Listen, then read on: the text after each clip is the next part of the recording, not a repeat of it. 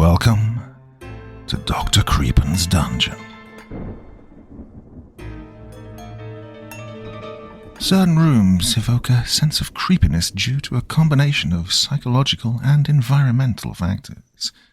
Dim lighting or shadows can trigger our innate fear of the unknown, while architectural elements like asymmetry or outdated decor may create a sense of uncanniness.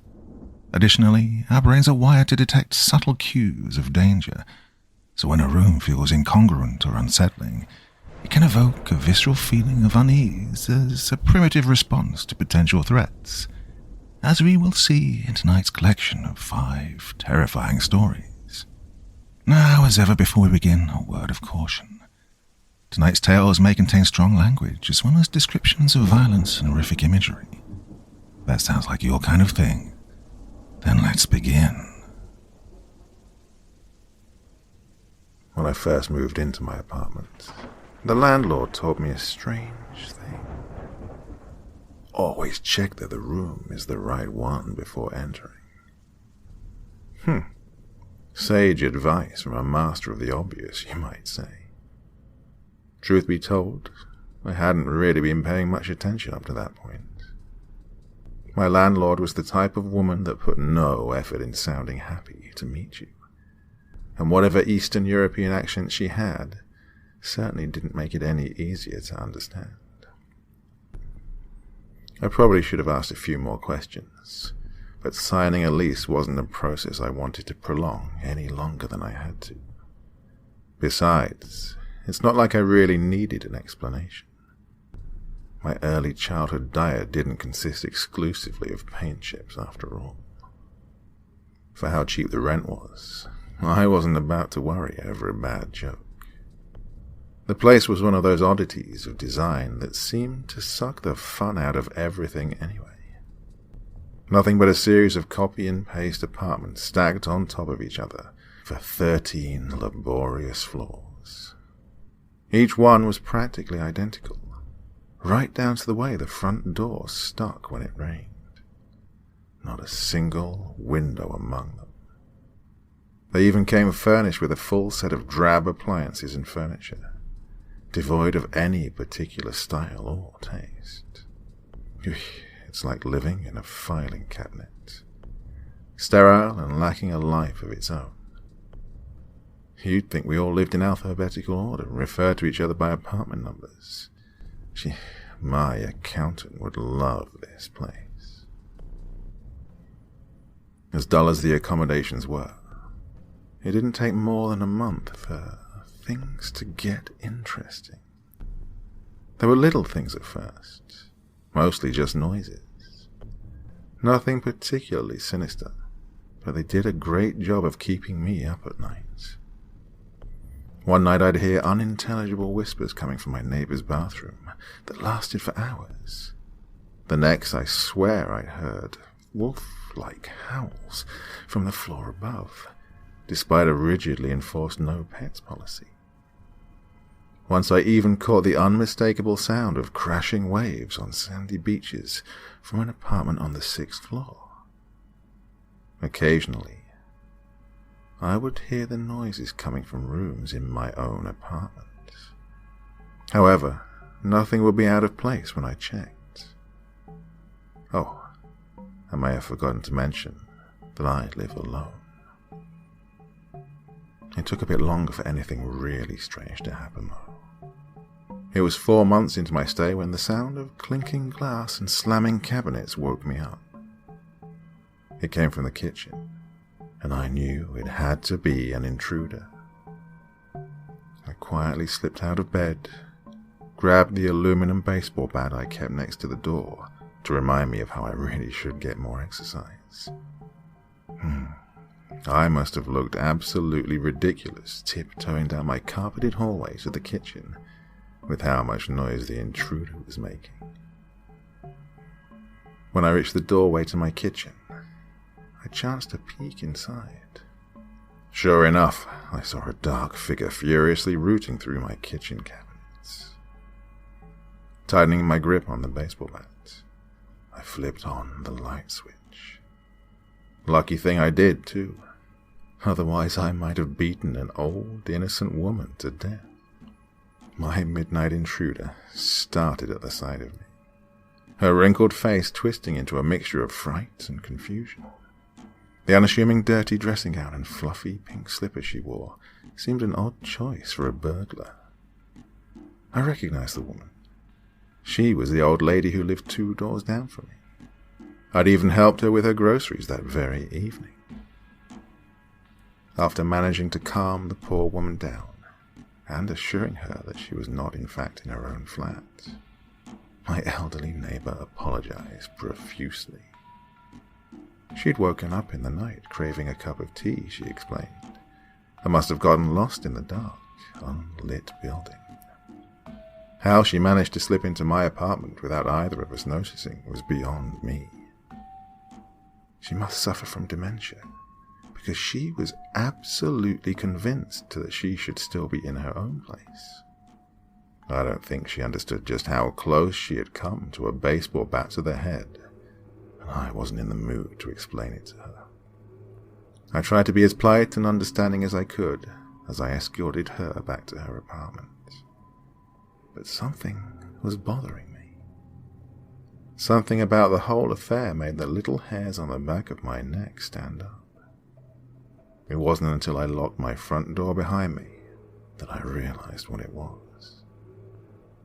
Before going to bed, I remember quite clearly locking the door from the inside. I racked my brain all night, but I just couldn't explain how the old woman could have wandered into my apartment without opening my front door. Having no one else to ask, I decided to bring the subject up to my next-door neighbor the following day. Cornering him in the hallway that evening, I had trouble broaching the subject. When I'd finally stammered out my story, however, he seemed rather unsurprised by the whole ordeal. Apparently, this sort of thing happened all the time. Not just to the old lady down the hall either. Almost everyone in the building had a similar tale. It was the doors, they said. They didn't always lead to the same place. Sometimes you could be facing a door that led to your bathroom, only for it to lead to your bedroom instead. It could even lead to a completely different apartment on a completely different floor. Once, he heard that someone's closet door had opened to the alley on the north side of the building. It was a pretty crazy thing to think that your door could lead anywhere in the building without notice, but my neighbor seemed to believe that the phenomenon stretched farther than that. To get around this little nuisance, he suggested I do what the other tenants do. The generally accepted method was to make 2 marks on either side of each doorway in the apartment with a marker. That way you could tell if the room you were about to enter was the right one at a glance. If the 2 marks didn't match up, you were staring at a doorway into the unknown. At least, that was the idea. The old lady must have forgotten to check when she stepped into my kitchen, or at least not seen it in the dark. My neighbor seemed rather annoyed by the thought. He made it painfully clear that I wait for the door to go back to normal before using it. I should, under no circumstances, ever enter a room that shouldn't be there. Always check first. My neighbor had experienced the anomaly himself in the past, but only as a mild annoyance. Even still, he was extremely adamant that I take the matter seriously. But how could I? Who in their right mind would believe a story as insane as this? Sure, it could explain how the old lady down the hall got into my apartment without using the front door, but it created all sorts of other questions. And the last thing I wanted to question were the laws of physics. Mass hysteria, it had to be.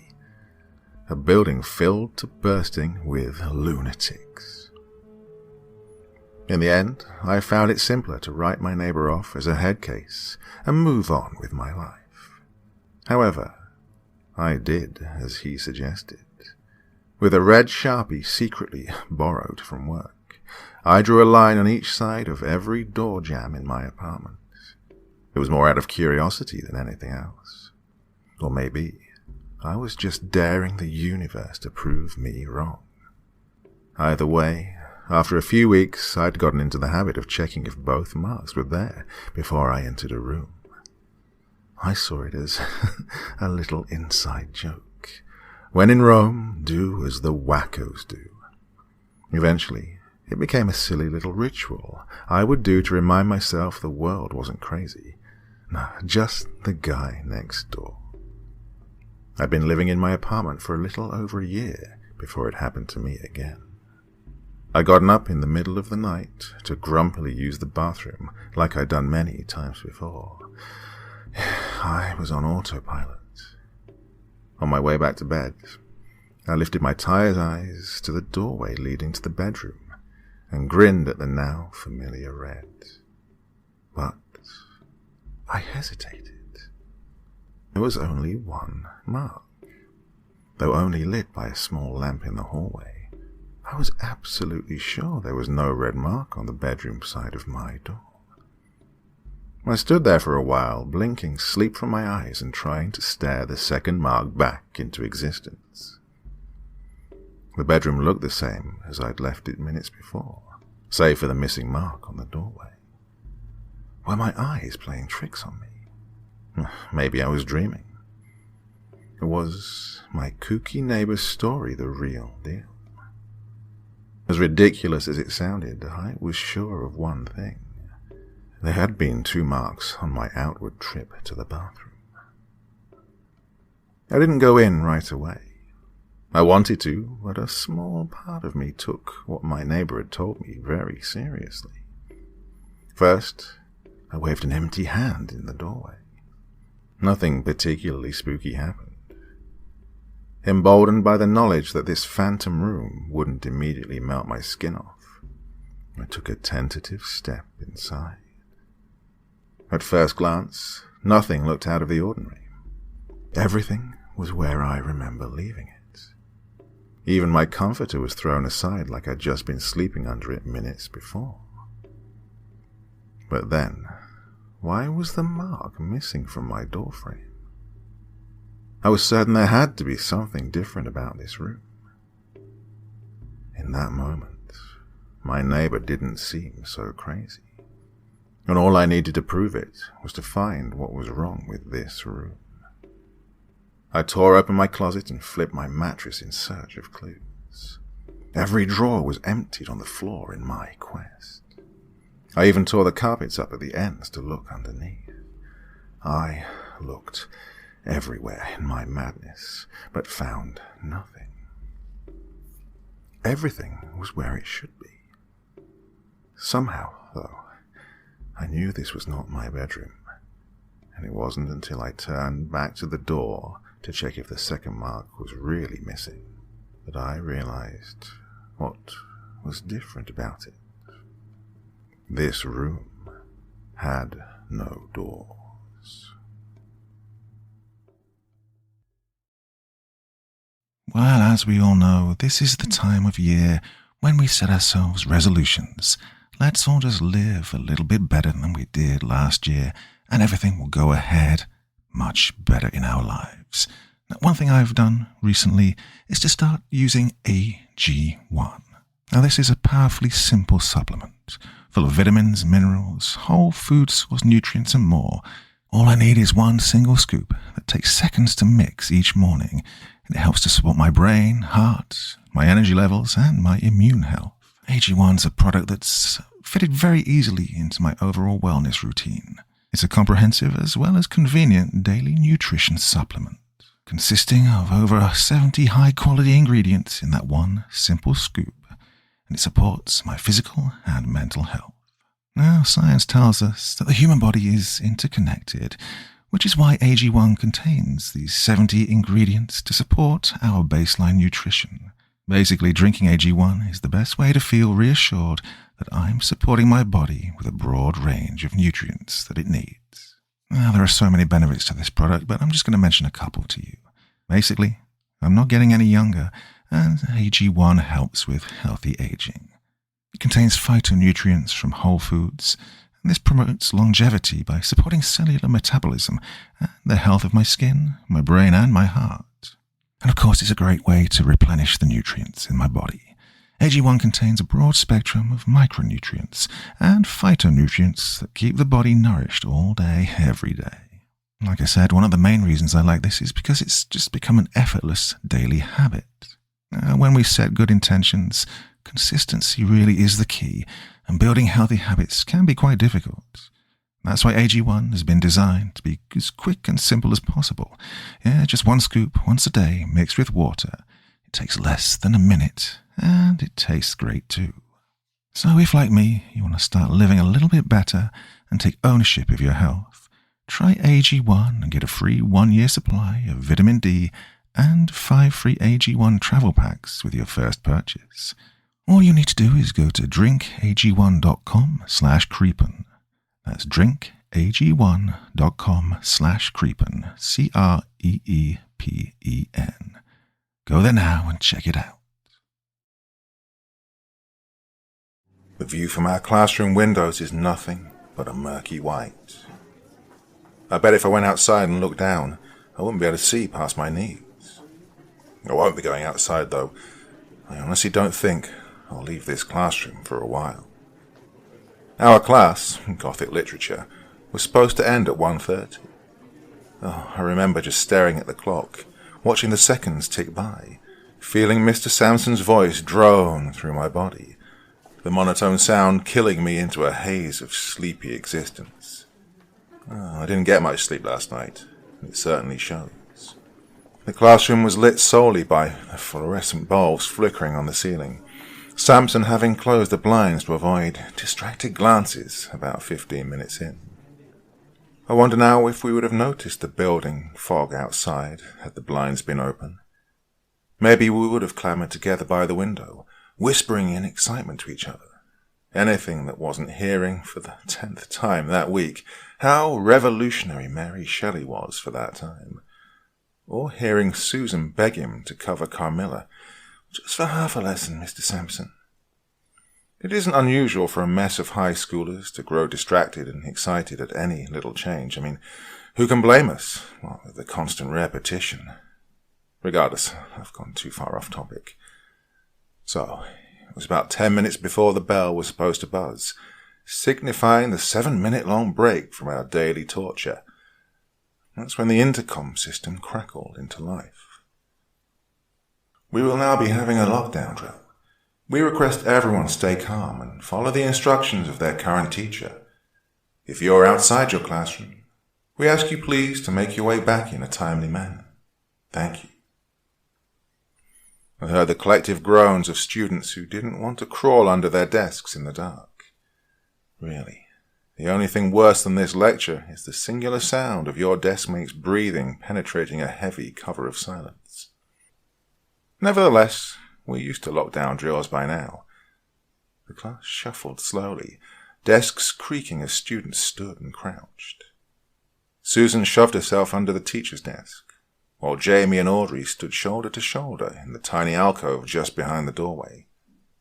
We all waited with frustrated, bated breaths, knowing that in just a few seconds we'd hear someone try the doorknob, well, apparently to scare us. It never works. And then the intercom system would announce the drill was over. But those sounds didn't come. Instead, all there was silence. The reintroduction of sound started with a couple in the back corner whispering and giggling to each other. Students, growing more impatient, began talking to each other. It took 10 minutes before Mr. Sampson himself moved to his desk, shooing Susan out in the process in an attempt to get some work done. 10 more minutes passed. He grew frustrated and motioned us back to our seats. That was when someone peeked outside.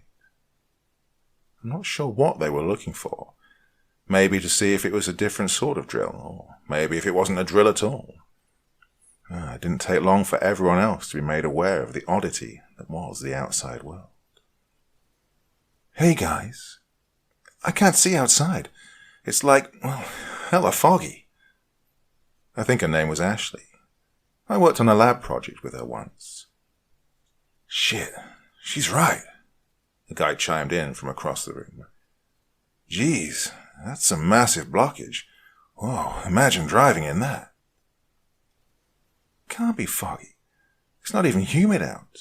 Plus, it's already lunchtime. Way too late for fog. Susan snorted. You know, like a smartass. Well, it's clearly something. Do you think it's fucking with the cell phone towers? God, I don't have any reception. Ashley spoke again. Guys, come on. No phones in class. We just touched on this day before yesterday. Well, despite Samson's protests, there was a quiet murmur of agreement. People who'd either checked their phones prior and noticed the same thing, or those who were checking them now and, well, noticing the same thing. Weather does screwy things, guys. Who knows? I finally interjected my own opinion, shrugging my shoulders. A few more murmurs, slowly growing louder in volume as friends and deskmates began talking to each other to alleviate the boredom. 5 minutes later, whatever the weather is doing to our phones clearly has done something else, because our electric went out. We could still connect to the Wi-Fi. Well, obviously, I'm writing this, aren't I? But nothing else. Lights burnt out. The projector wouldn't turn on. Even the hum of the air conditioner that we hardly notice anymore just went silent. It was around 2 o'clock we heard the first scream. It was horrible and blood-curdling, and it came from outside.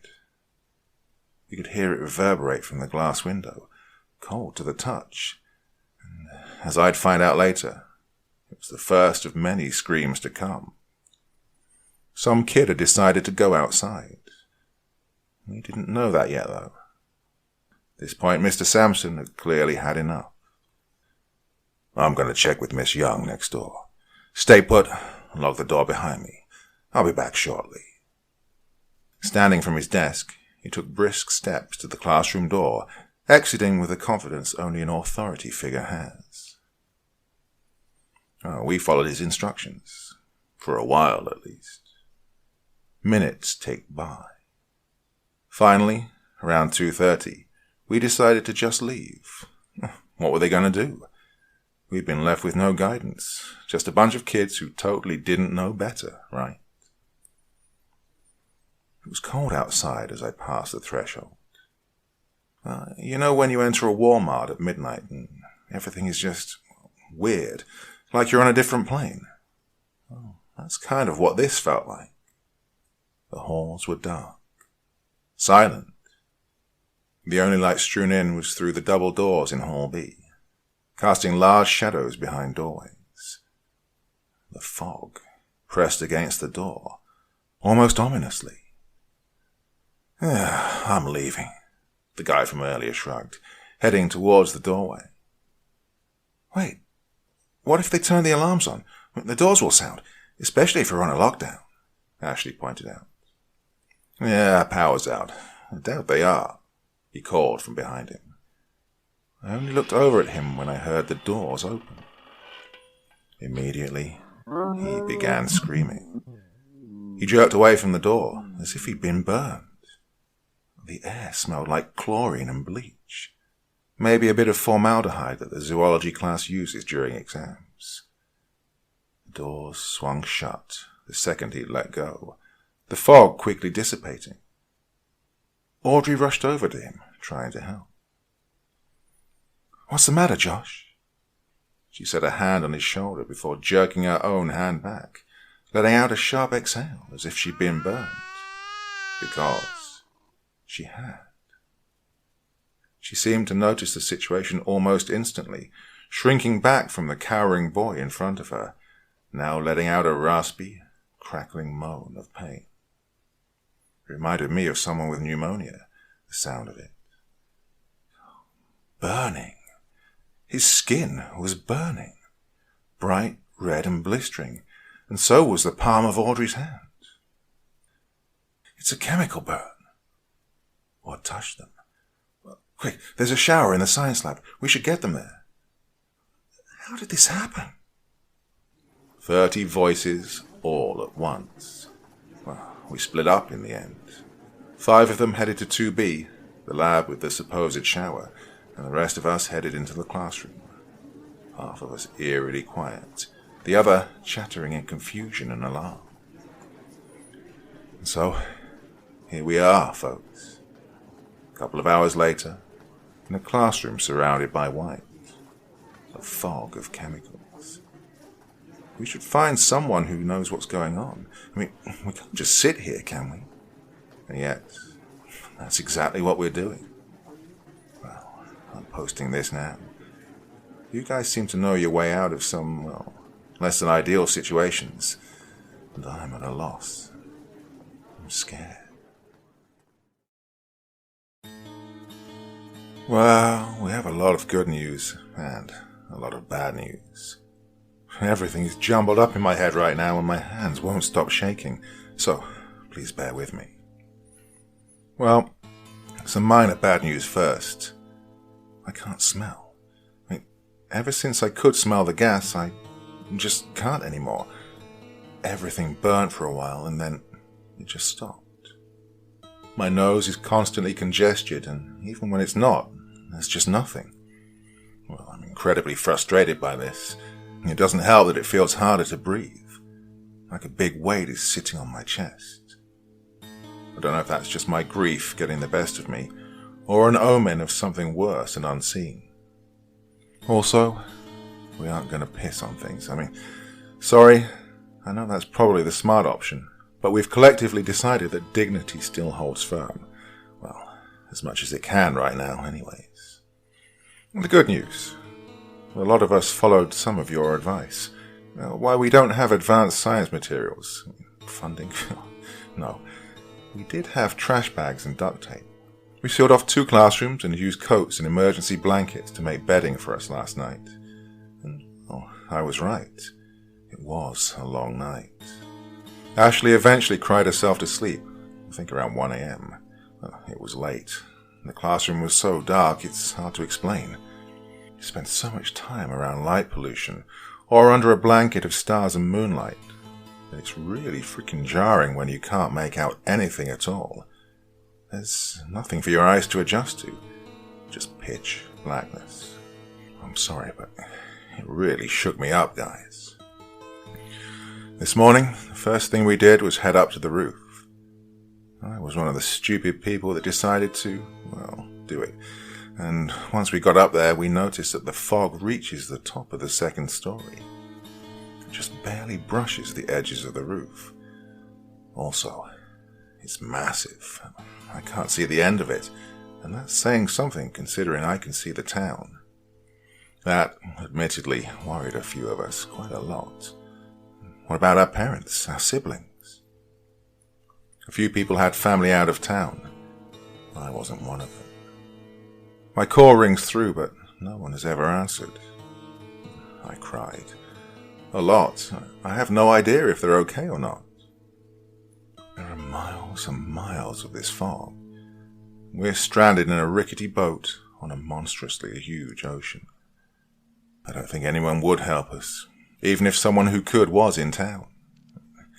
How would anyone even get to us? Somewhere along the line, everyone filtered off the roof and back into the school, and I was left alone, staring off into a sea of grey and white. After a very long time of just sitting and staring out into the mist, I slowly rose, making my way back down the stairs. Ashley was crying again. I could hear her, faintly, her sobs bouncing off the school walls. I rapped gently on the lab door. Audrey was there, holding her wrapped hand. I'm heading to the cafeteria. Did you want to come with me? It felt like the one nicety we could afford right now, trying to include people. Sure, not like I'm any use here anyway. She lowered herself from the lab table she'd been sitting on, following me out of the classroom. As we passed over the doorway, I tried not to look at the sheet covering Josh, brown with dry blood that had seeped from his burns. God, I wonder if it smelled like rot. Our footsteps were our only company for a while, our tennis shoes squeaking against the waxed floor. "How's your hand?" I tentatively asked. It doesn't hurt anymore. I can't feel much of anything in it, if I'm being totally honest. Oh, that didn't seem good. I read something once about how once a burn got bad enough, you couldn't feel it anymore, once it ate through your skin and down through your very nerve endings. "Have you heard from your family?" "No. The entire town's like this. We could see it from the roof." Her polite smile dropped at this. "Have you?"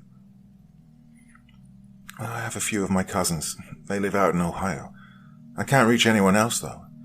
We aren't even on the news, Sam. No one's heard anything about us. There's a blockade on the town line.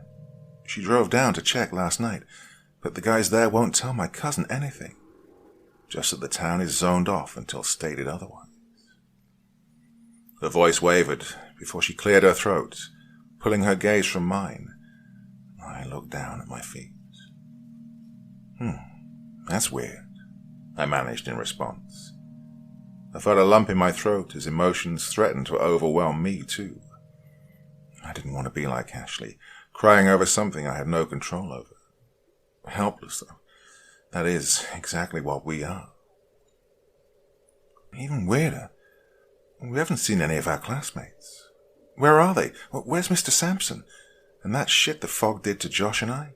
God, what if someone opens the main doors?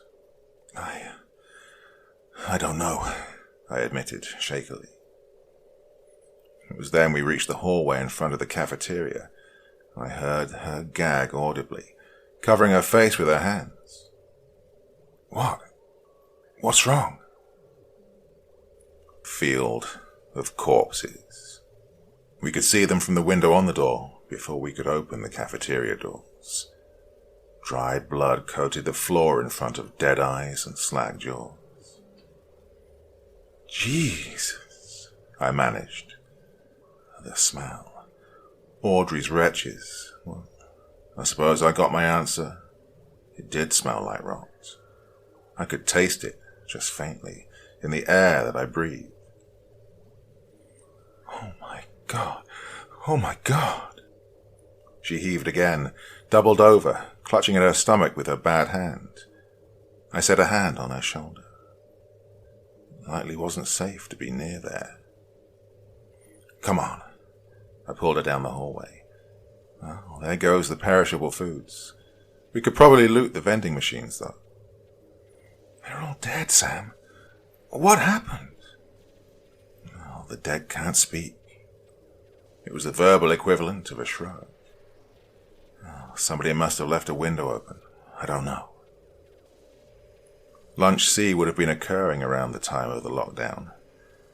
Oh, I shook my head. We need to tell the others. I tugged her gently after me. I felt numb, trapped. I wondered if I screamed off of the roof, just yelled at the top of my lungs, if there was anyone left to hear me at all. "Samantha! Audrey!" Standing there when we rounded the corner was Ms. Young. Audrey stifled a sob, running forward to hug her on instinct. "Dear, what happened to your hand?" The woman rested a hand on her back, looking up at me. "I tried to help Josh." Her voice was muffled. "I tried so hard." "The cafeteria is dangerous," I whispered, pure ecstatic relief rushing through my veins. "Yeah, I figured. Come on. Mine and a few other classes are holed up in the auditorium. The teachers are trying to collect stragglers right now, anyone we can find. It isn't safe to be roaming around right now." She gently pulled Audrey off her, coaxing us both down winding halls and labeled doors. At least 100 kids were in the auditorium. I recognized a few, and so did Audrey. A few yells of joy were heard. A few kids were crying. Emotions were, overall, mixed. I suppose we found out where the others went, though. It wasn't until dark that everyone, as many as they could find anyways, finished slowly filtering their way through the auditorium doors. The only light that accompanied us was the occasional phone screen. Miss Young was a force of life in the dark curtain that enclosed us all. "Quiet, everyone!" she shouted, holding up a hand. It took a few tries before a hush fell over the room. Even through the darkness, you could tell her expression was solemn. Miss Whitaker, Mr. Wardell, and myself are the only teachers we've found so far. It would appear, as I'm sure many of yourselves have already discovered to be the case, that we are unable to leave this school. You'll find that any efforts to will result in bodily harm. The air outside is incredibly dangerous. We ask that you all refrain from opening any outside doors, along with going down the language hallway, math hallway, or cafeteria hallway. Each of these are areas that have open windows. While you can see the fog in some, in others it's not so readily visible. A pause. She peered out at all of us. We have to get into contact with anyone in town, but we're working on contacting the proper officials. We ask that you all stay calm in the meanwhile. Food will be supplied to you as often as we possibly can, along with water, but please avoid running taps for the time being, as that water could be contaminated. We're all doing our best, and promise we'll get you all home safe and sound as soon as possible. And with that, she walked off to convene with the other teachers. Students clamored, a wave of pure chaos and sound erupting from the room. "My parents, my friends, they were at lunch. Are they okay? Does anyone have a charger? I'm starved. I hate this. My sister's home alone. Can't we just leave?" It was a while before things settled down, and I figured I'd update all of you. Clearly, some sort of officials know what's going on because the town is walled off. I don't know how the teachers intend on contacting people in town, but I do believe they'll try their best. The worry on Mrs. Whitaker's face told that. I think one or two of them are parents themselves. Audrey, along with a few other students who got exposed, are getting looked at right now. Mr. Wardell teaches chem, so I'm hoping he can help her. This can't last long, right? I mean, the cloud has to dissipate eventually, doesn't it? Doesn't it? I haven't heard any animals since everything started. Usually you can hear the birds from classrooms on a good day, with how thin the walls are, but I can't even hear them from the roof. Trust me, I tried. I went up there last night to get some sort of air, away from the mugginess of 100 sweaty teenagers. But the silence was even worse. God, I have a cat at home.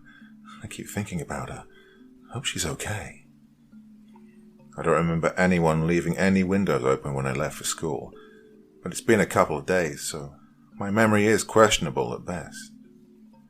This morning, 10 of us woke up sick, myself included. Fever, nausea, congestion. I overheard Miss Whitaker talking to Miss Young.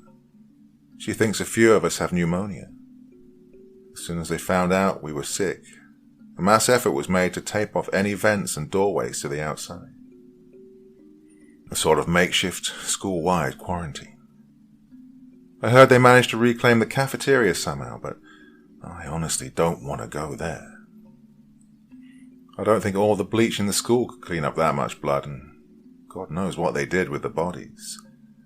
They did, on a brighter note though, get the generator up and running.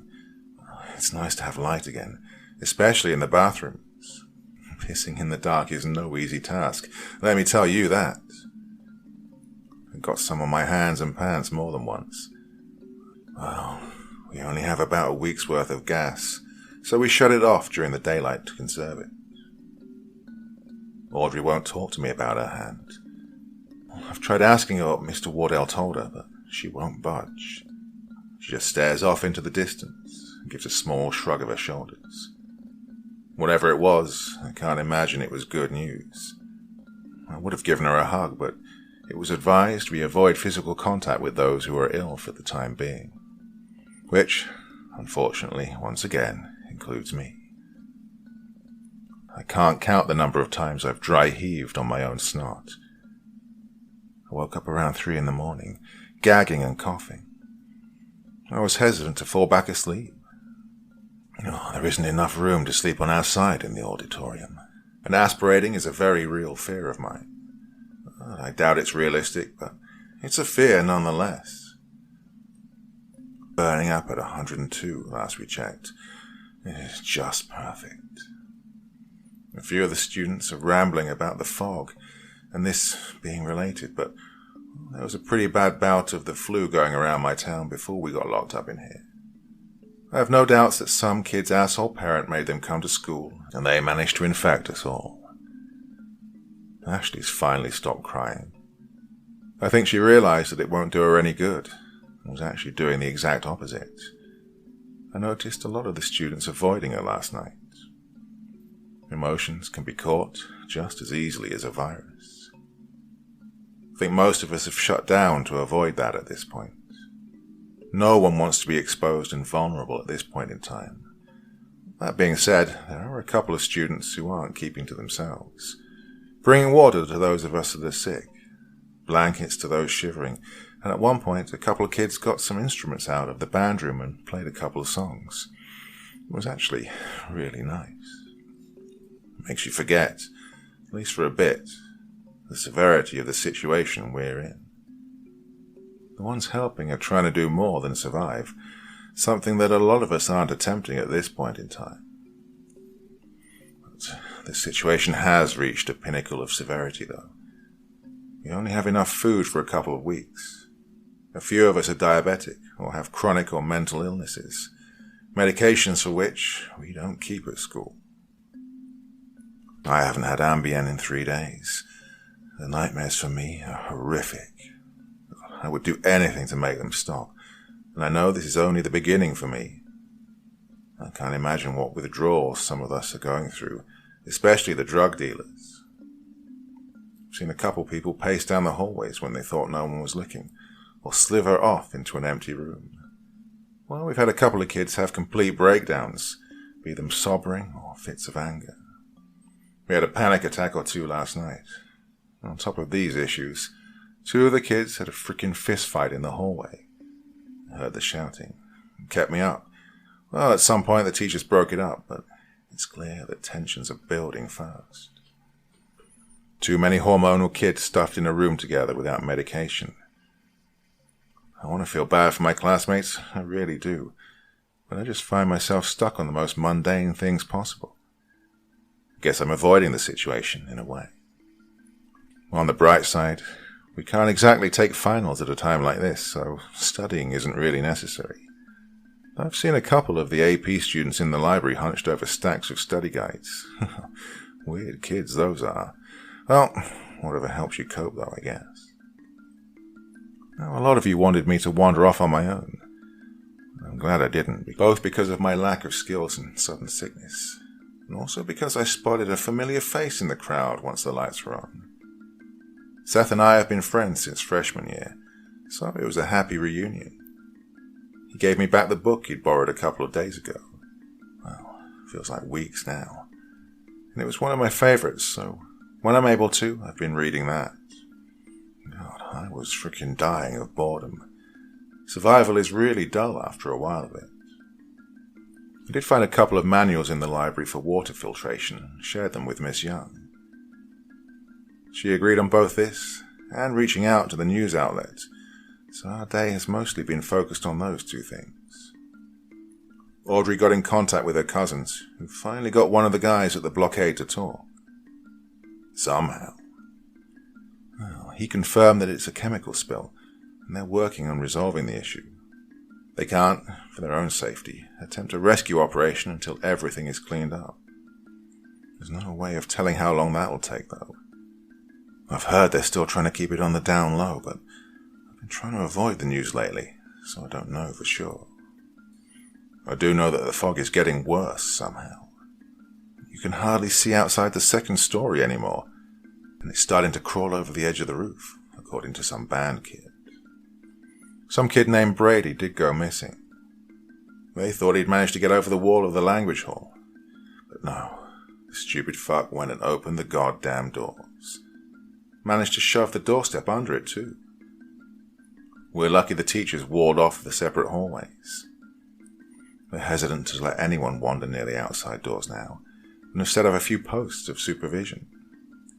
Mostly kids who've seen some shit and managed to keep their shit together in the past. They haven't said it, but I saw Susan chilling in front of the doors to the math hall, and I know for a fact her family life is fucked. I mean, she's annoying as shit, but I suppose I trust her more than most of the rest of them. I did suggest before Brady went missing that we branch off into several rooms for sleep, so it's at least less crowded and stuffy. But after everything went down, that idea was quickly shot down as well. Oh, there goes getting some peace and quiet. I heard Mr. Wardell's working with a few of the science buffs to figure out how we can stop whatever is outside from hurting us even more, along with possibly the pipeline so that we have more water. But between that and kids who were already injured, his hands are pretty full. I did write down all of your suggestions and share them with him, just so he had some sort of starting point. He seemed grateful, so thank you all.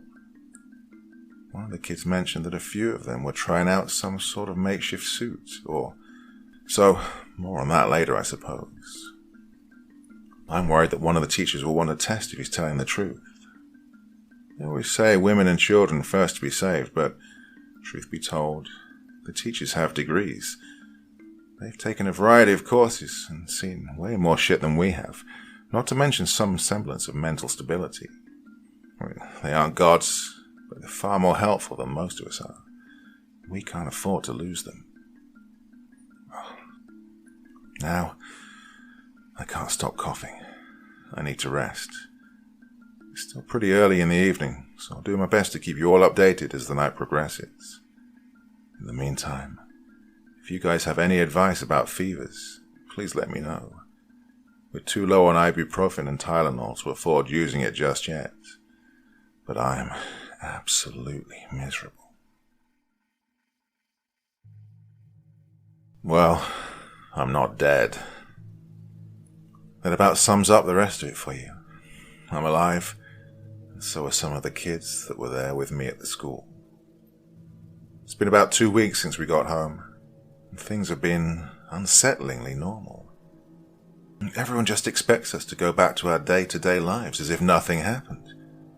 The world continues turning despite our efforts to ground it. A lot of us lost family. I was one of the lucky few that didn't. Needless to say, this will be my last update. I don't feel as though anything particularly horrifying is occurring anymore, and I'm just trying to cope, I guess. Reaching out to all of you to let you know that I'm alive.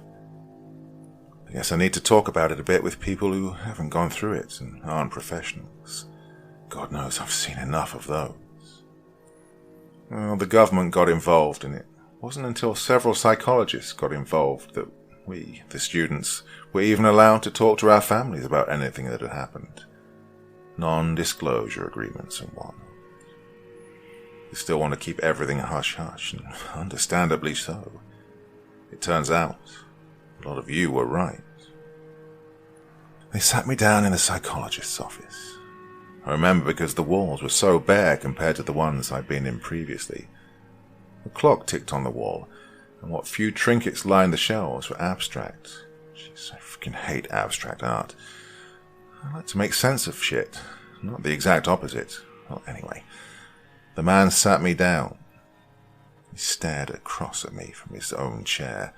Glasses framed his half-slit eyes, as he cautiously explained to me exactly what had happened. The chemical plant malfunctioned. They believe it overheated, he explained to me, in a voice sickeningly smooth. It felt like honey was being forced down my throat. Why didn't people come and get us sooner?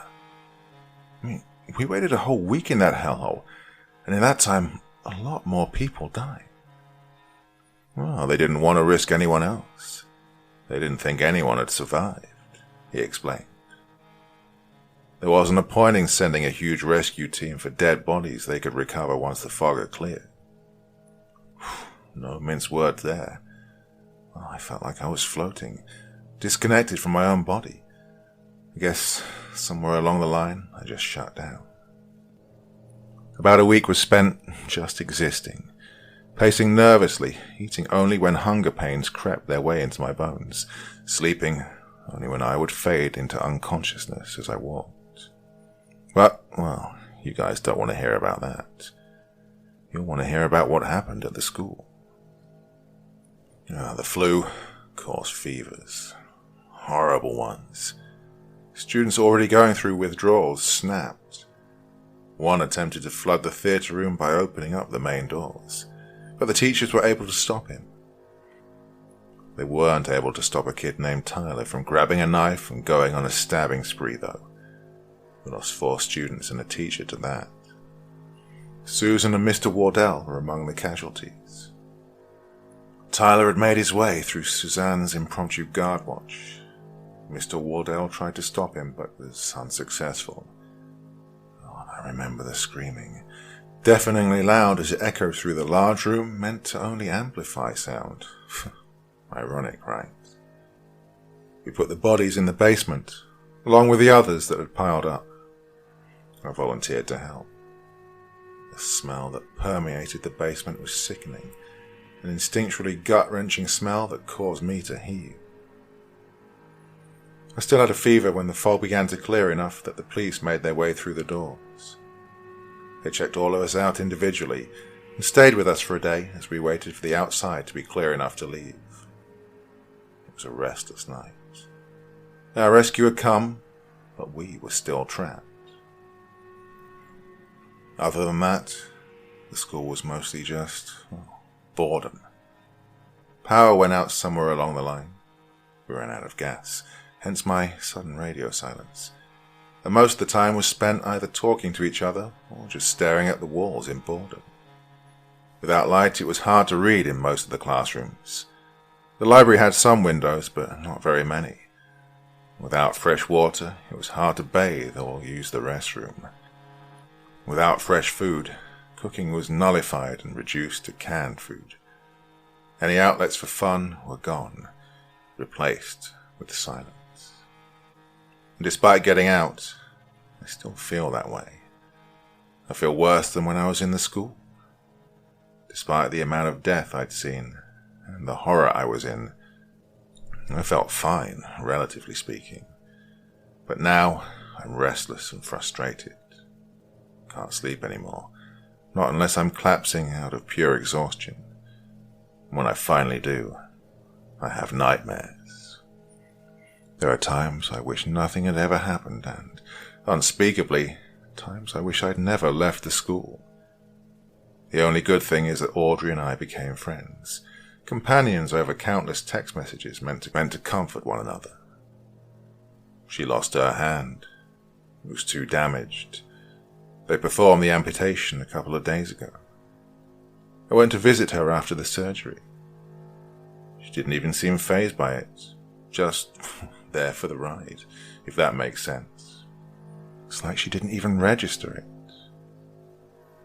And despite the expected normalcy, everything feels anything but. I feel like a shadow of a person walking their way through a stranger's life. Doesn't feel like mine anymore. The psychologist said it's due to trauma. I don't know. School starts back after Christmas, but I do not want to go back. They talk a lot about horror being the events, but the aftermath is where the real terror is involved. The countless days of time lost to a wandering mind and an empty body. I'm nothing more than a fear-filled husk, expected to continue on as if nothing had ever happened. I'm expected to celebrate Christmas with my family. I'm supposed to laugh and decorate the tree. I'm supposed to be excited to go back to school when the break is over and see my friends. But I'm not. I'm just tired.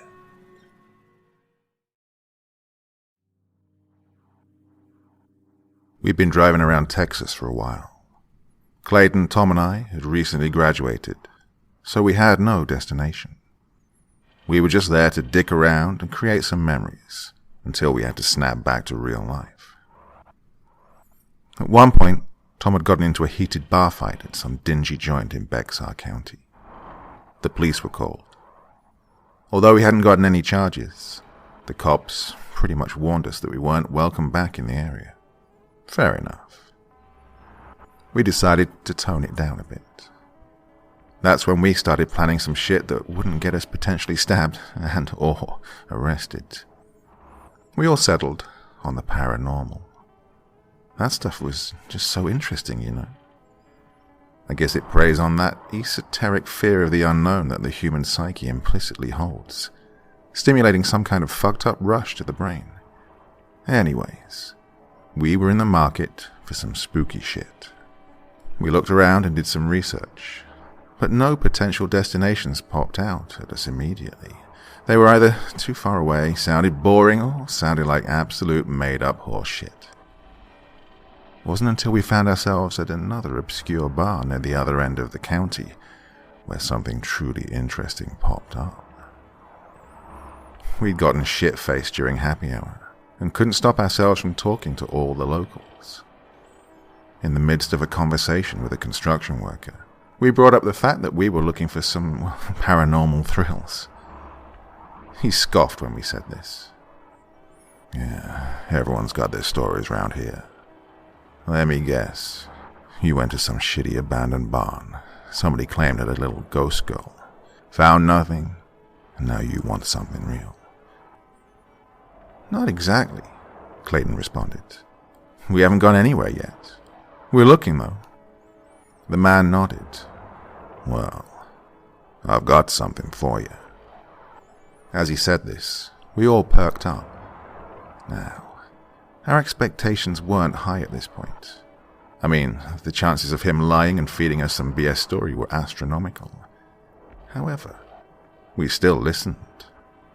We were looking for anything at this point. The man continued. Don't know if this has anything to do with ghosts or demons, but it's weird enough. If you drive about 15 miles west from here, you'll find an abandoned cornfield maze. Used to be a big tourist draw, but it didn't pan out long term. The place is dead now. Creepy as shit. But here's what you'll be looking for. At the center of the maze, there's a building. I saw it with a few buddies of mine when we went exploring there a few weeks back. It's only got one floor, but I ain't sure of how far it goes. Here's the fucked up part. Apparently, that building wasn't there when the cornfield was still functioning. Nobody knows when it was built. Weird shit, huh?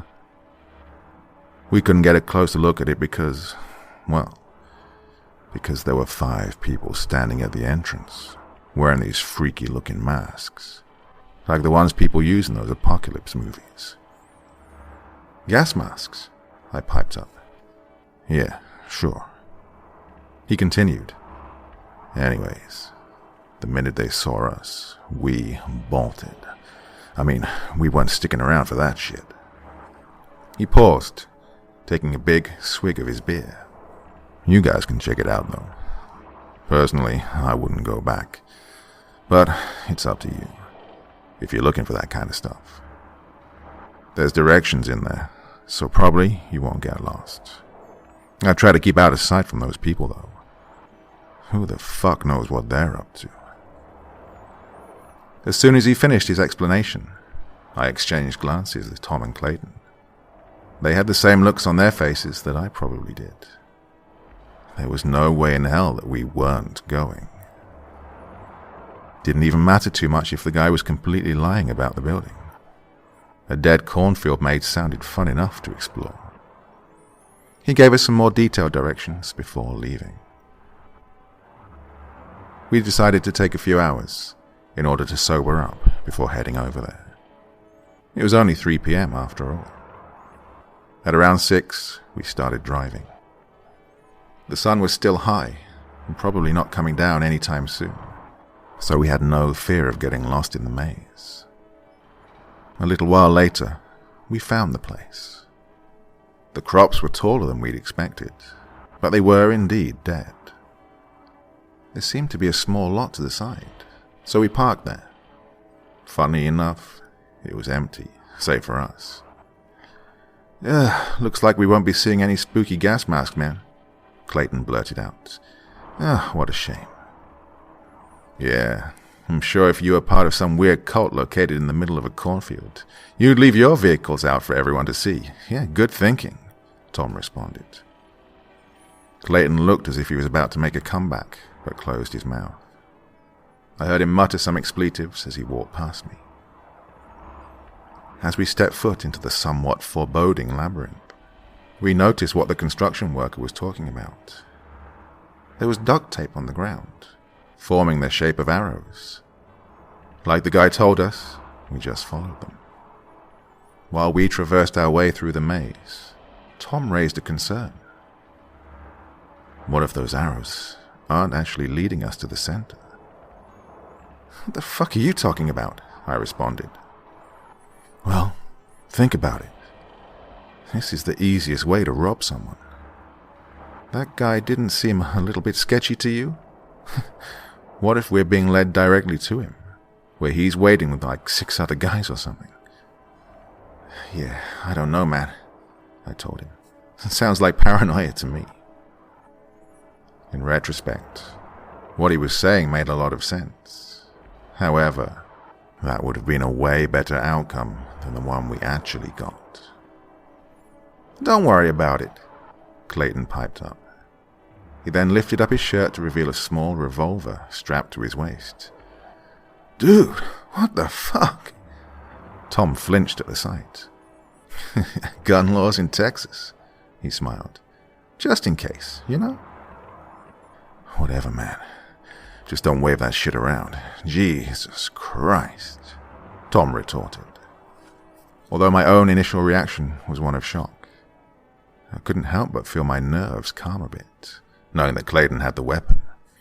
We followed the arrows for what felt like 10 more minutes before we finally reached a clearing. To our absolute bewilderment, a building was right there in front of us. Actually, calling it a building is kind of a stretch. There was only 1 floor, after all. It really didn't even look too big. Maybe the size of 3 convenience stores mashed together in a mesh of stone. But, as creepy as it was, there was nobody in sight. Well, at first.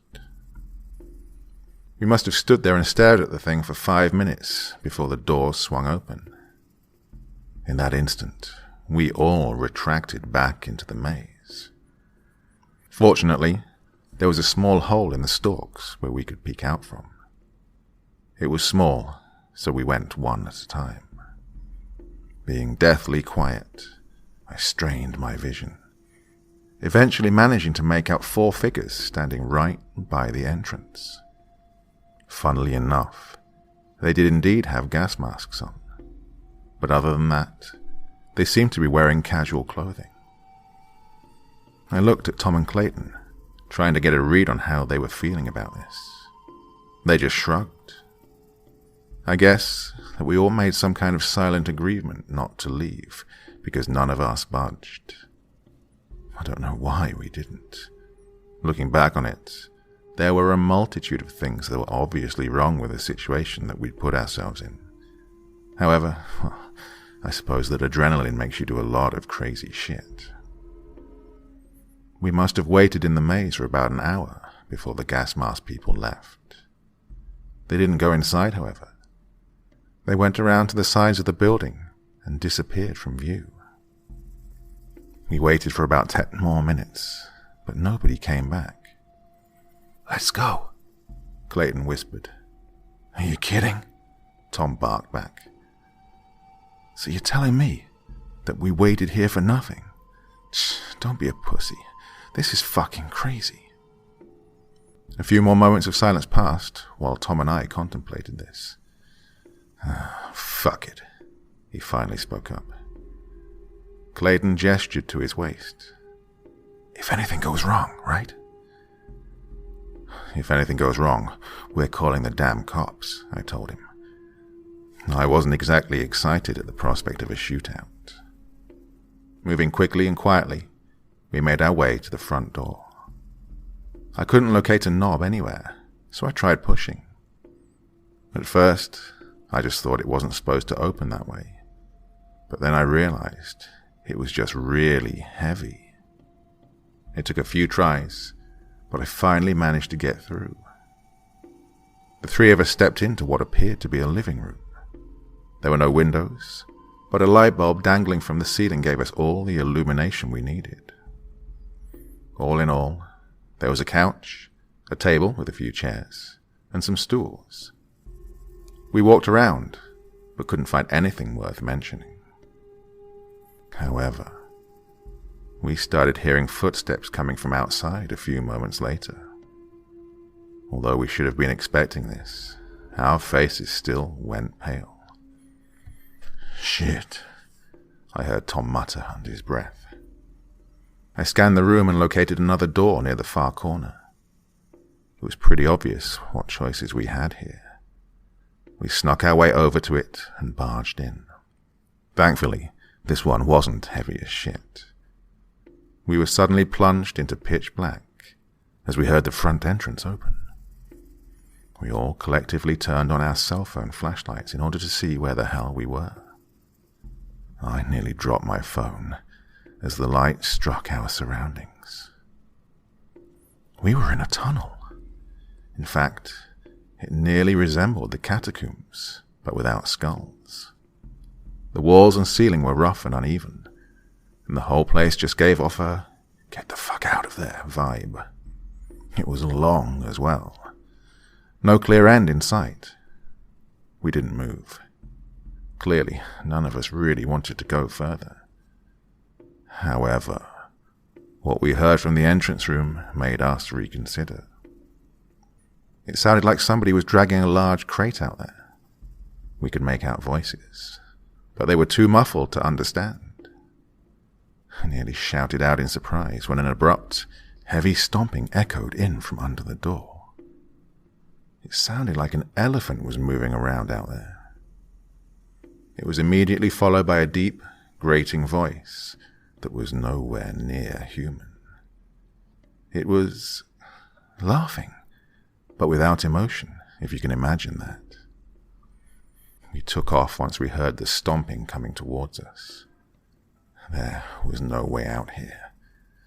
We ran quietly, using the walls and shaky phone lights in order to navigate. Eventually, we found a ladder, climbing upwards just as we heard the door to the tunnel swing open. We must have climbed for about 5 minutes. We were all exhausted when we finally made it up. However, it was still pitch fucking black. We shone our lights around, but this time we couldn't see anything. It was as if we were in a large cave or something. At some point, we managed to locate a wall and used it to guide us along. But then again, we had no idea where we were going.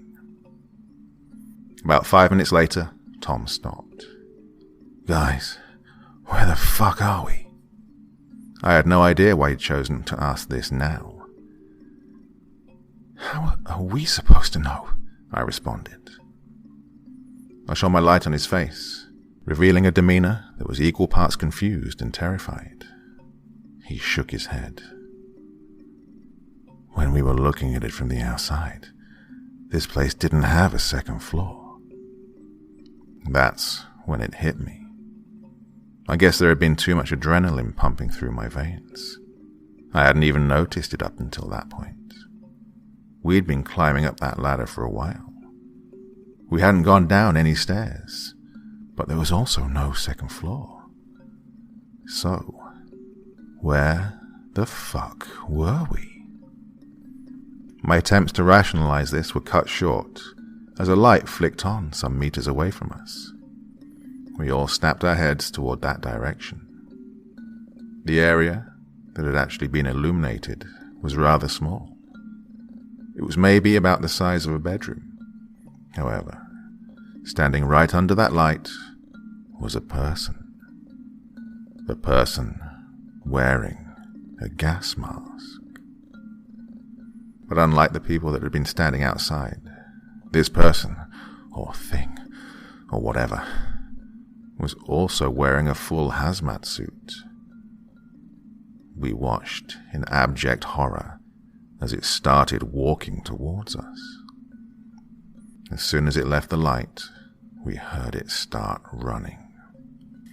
Wasting no time, we started booking it. The only direction that we had was away from the thing chasing us. As we ran, more and more lights started coming on, and under each newly illuminated space was another figure in a gas mask and hazmat suit. At one point, there had to have been 12 sets of footsteps coming at us from all directions. Out of sheer luck, I managed to spot a metal door in the wall up ahead. I pushed my legs, which were about to buckle at that point, and made a surge towards it. I tried shouting out for the others, but only Clayton was in sight. We made brief eye contact before he and I managed to reach and close the door behind us. There didn't seem to be a lock, so we just pushed our body weight against it, hoping to hell that would be enough to keep those things out. Eventually, we felt someone pushing back. There was no way in hell that we were letting up, not even when we heard Tom's voice coming from the other side. "Guys, what the fuck are you doing? Let me in!" We didn't budge. That was not Tom. There was something about his tone, his cadence, that made it pretty obvious. He was speaking in broken patterns, like a text-to-speech translator. "Oh God, I can see them coming after me. They're getting close. Guys, guys, guys." His voice had been getting deeper and deeper ever since he started talking. It had pretty much turned into a guttural growl at that point. Eventually, whatever was on the other side stopped speaking English altogether, replacing it with some kind of language that I'm pretty sure wasn't meant for the human ear. It was making noises that made my brain feel like it was about to implode. Eventually, it got to be too much, and I had to cover my ears. It was at that moment when the door swung open and the thing stepped in. My phone had fallen onto the ground, facing upwards, so I could see the illumination of the horrific figure slowly making its way towards me. When it was mere centimeters away, I heard the gunshots. Clayton had fired all 6 rounds into the back of this thing. I watched as the creature jerked around violently before slumping to the floor. I got up, trying to regain my bearings. Clayton's breaths were heavy and scattered as he bent down towards the thing. "What the hell are you doing?" I asked him. "I just need to know," was all that he said back. It looked as if he were trying to rip the mask off of whatever was wearing it, but instantly winced upon touching it. "It's slippery. What the hell?" I bent down myself to get a better look. This is when I nearly burst into hysterics. What I had initially thought to be the rubber of the mask seemed to be something else entirely. It was squirming, like black intestines. Clayton cursed again before taking the revolver and smashing the eye holes. But instead of shattering glass, we were met with the sight and sound of something bursting open. Some kind of black goo had gotten all over both the weapon and Clayton's hand. He shrieked in pain as he flung the revolver away. A few seconds later, I noticed movement on the ground.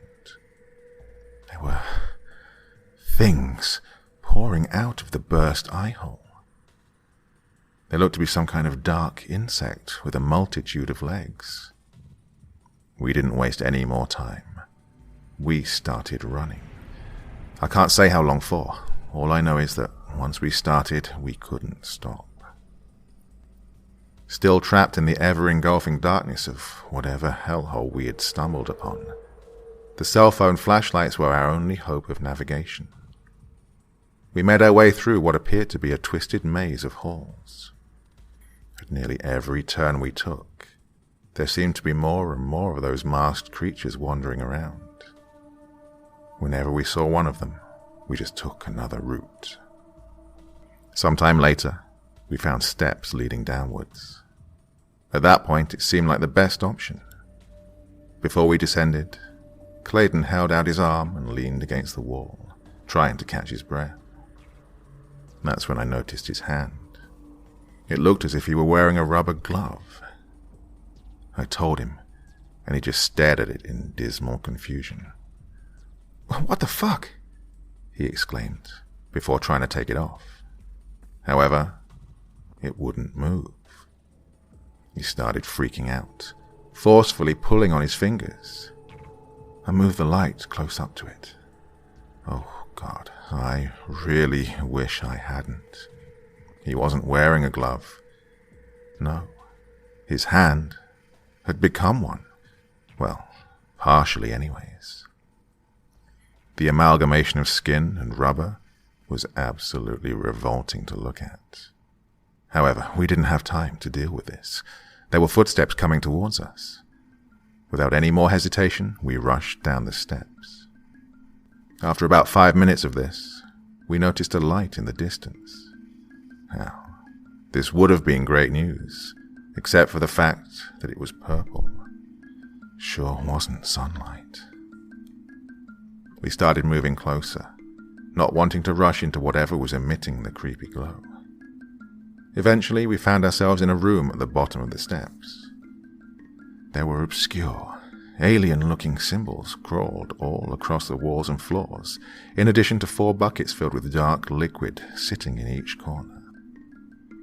There was also one door on the other side. But the real story was at the center. Right in the middle of the room was what I can only describe as a purple void. A hole in the concrete that was devoid of time and space. A path to oblivion. I don't know how long I stared at the thing. All that I know is that I snapped out of my trance once a figure started emerging from it. It was another one of those gas mask creatures. The entity made a sickening shriek as it crawled its way out of an unknown reality and into ours. I turned around to see Clayton kneeling down in a corner. He was whimpering. I took a few steps toward him before he spun around to look at me. His face, it had changed. Half of it was still the same Clayton that I'd always known, but the other half, he was turning into one of them. The next few moments were a blur. I remember making a beeline towards the door and rushing through it. It led to another tunnel, and I had nowhere to go but forwards. After an ungodly amount of running, I was met with another door at the end. I pushed it open to find myself back in the first room of the building. I looked around, but nobody seemed to be there. I bolted out into the night. It was a bit disorienting trying to find my way back through the maze, but I eventually did. Thankfully, I hadn't let go of the car keys at any point, so I was able to drive out of there. I called the police immediately and pointed them towards the direction of the Cornfield maze. I told them that we'd stumbled upon the building when we were jumped, and that only I had gotten away. There was no way in hell that they'd believe the truth. They said that they'd go check it out, but I never did hear back from them. In fact, every time I called asking for an update, the operator acted like it was the first time I'd spoken to them. I just gave up after that. Not knowing what to do, I just made my way to another bar. I knew that drinking this kind of experience away probably wasn't possible, but I was going to give it a shot anyways. But guess what? Sitting down in the first bar that I went to was the same construction worker who had initially told us about the cornfield. Note that this was a different bar than the one we'd met him in. He was talking to what appeared to be a young couple. When we made eye contact, he didn't smile, wave, or gesture me over. He just glared at me with a stunned expression on his face.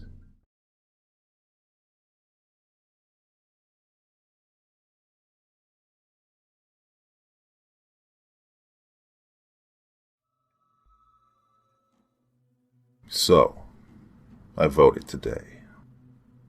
Now, before I get started, I'd like to point out that I'm not politically savvy or community-oriented.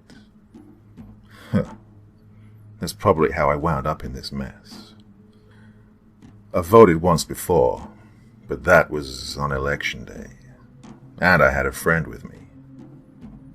This time round, I wanted to get it out of the way, but I'd never voted early before.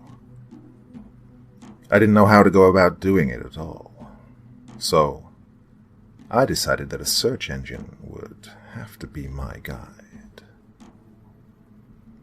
Now, have you ever tried to search for something on your phone but accidentally opened Facebook instead?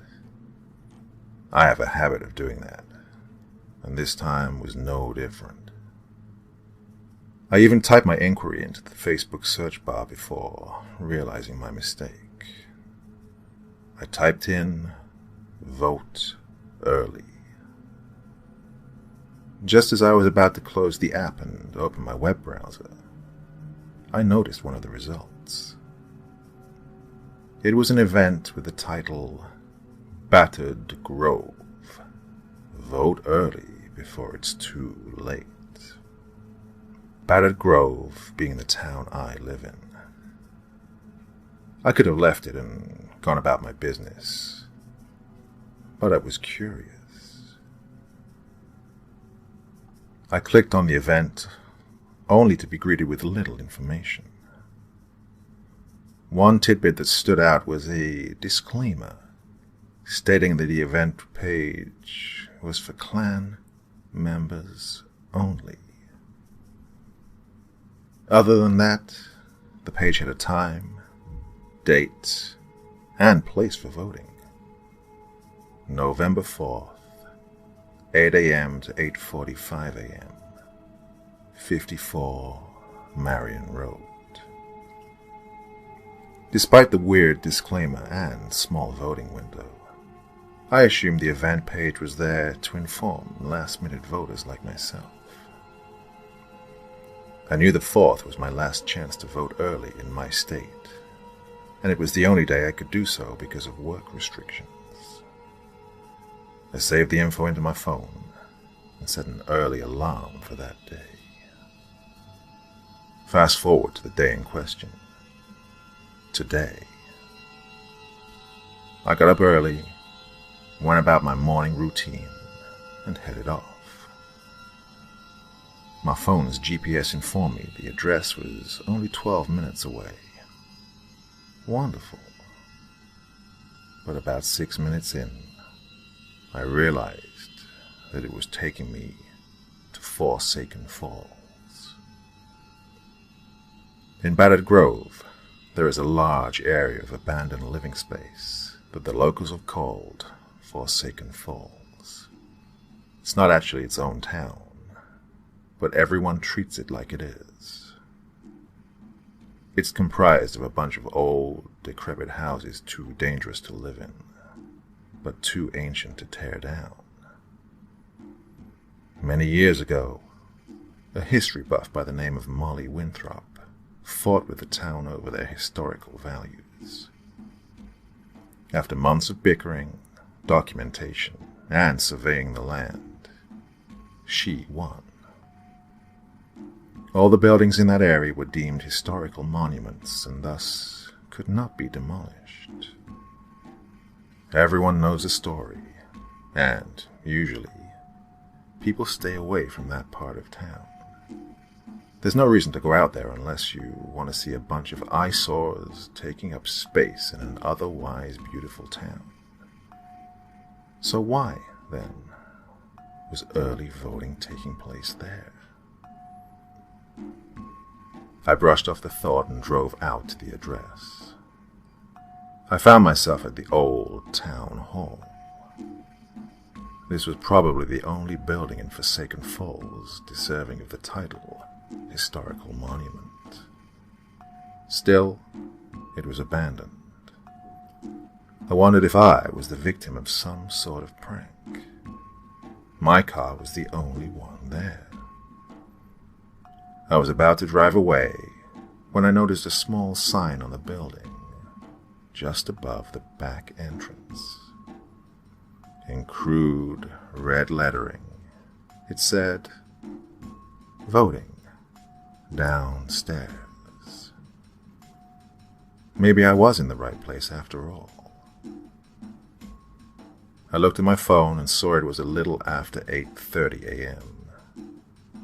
I quickly rushed into the building to make it in time before the polls closed. More crude signs were inside, leading me down into the town hall's depths. It was odd, but I didn't question it. I just wanted to get the voting done. After rushing down a few flights of stairs, I wound up in what looked like an auditorium. I waltzed in, ready to cast my vote for the presidential election. That's when I noticed that something wasn't right. I'll explain the layout of the voting area for those of you who haven't voted before. The voting area itself is usually roped off, with a designated entrance and exit beside each other. To your left, a person at a small podium helps with questions or concerns you might have. It's very helpful for first-time voters. To the right and left of the voting area are two long tables. The one on the left is where the town staff sits and is cut up into precincts. You must go to the person assigned to your precinct, as they have the list of registered voters for that area and will hand you your ballot. The table to the right has sealed envelopes that contain the ballots after voting is complete. The middle man is straight ahead. The voting booths. The ones I know are small, chest-high tables separated by makeshift drapes, like how patients are separated in hospitals. Everything was set up as normal. But here's the weird part. The town staff were all wearing red cloaks. And instead of precincts, they were divided by faction. The podium had a strange symbol carved into it, and the drapes separating the booths were of a gross, dark red hue. Something was off, but I concluded that I was the dumb one, having never voted early before. So, I decided to go along with it. I walked past the podium and directly to the cloaked figure assigned to Faction 5, knowing that I lived in Precinct 5. Instead of asking for my name or address, the person simply handed me my ballot. I gave them a weird look and took my place at an empty booth. That's when I realized that I was not in the right place. The ballot was normal, aside from its text. In place of the presidential nominees, there were candidates for leader of the clan. The only name which I remember is Abaddon. There were other positions to vote on, the nominees of which I'd not only never heard of, but I could barely pronounce their names. I flipped the ballot over to reveal the questions. This side seemed normal, but instead of questions, they were called queries. Now, on a ballot, there are various questions to vote on. If enough people advocate for a specific proposition, your state senate will vote for it. At least, that's how I have come to understand it. On the ballot itself, the question displays the outline of a proposed policy, followed by a summary. The summary will read something like, if you vote yes on question 3, this will prohibit farmers from using non-chemical based pesticides on their crops. I usually skip to the summary or pass the questions altogether. These queries, however, were impossible to overlook. I will divulge to you the 2 queries that shocked me the most. They weren't worded exactly like this, but you'll get the gist of it. Query 3. The proposed law would allow high-ranking clan members to acquire new disciples through the local community via force. Children captured under the grounds of this law will be trained in the ways of the clan. A potential cure for underpopulated factions. A yes vote would give clan paladins the right to kidnap civilian children. A no vote would make no change in current laws pertaining to civilian children. And query 4. The proposed law would allow any clan member to murder a civilian on sight for crimes against nature. Humanity's destruction of the earth is deemed reason enough for the ultimate punishment. Humans will bleed for their insolence. A yes vote would give clan members the right to kill any civilian above the age of 18. A no vote would make no change in current laws pertaining to civilians. My heart sunk after reading Query 4. What had I stumbled into? Realizing rather quickly that I was somewhere I shouldn't be, I slowly backed away from my ballot and walked away from the voting booths. The cloaked figures watched me. I think that's when they too realized that I was out of place, because they moved in my direction. I ran as fast as I could to get up those flights of stairs and out to my car. Luckily, I made it to my car unscathed, but the cloaked figures weren't far behind. I looked behind me for a split second and noticed the town hall door swing open. I panicked and dropped my keys. I heard one of them scream, followed by the unpleasant sound of several people running. I thought I was done for. I picked up my keys, got into my car, and drove off before they could get to me. I booked it out of Forsaken Falls and back to the comfort of civilization. I was shaken but I was free. I called the cops shortly after arriving home and told them everything. They said they would check it out.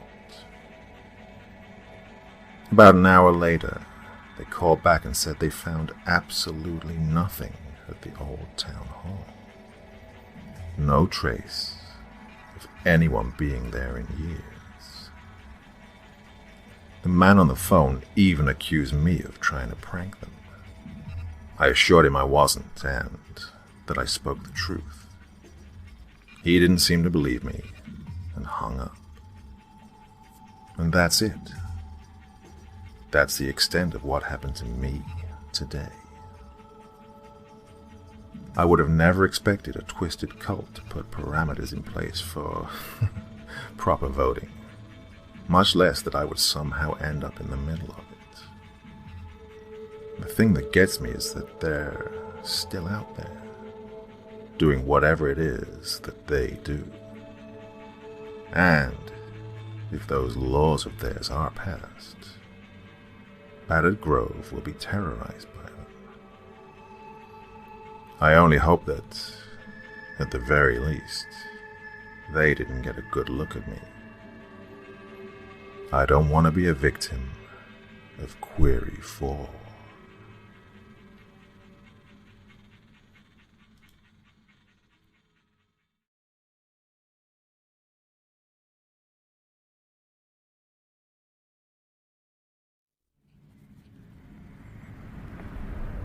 When I was a child, the school which I attended was peculiar, yet wonderfully interesting.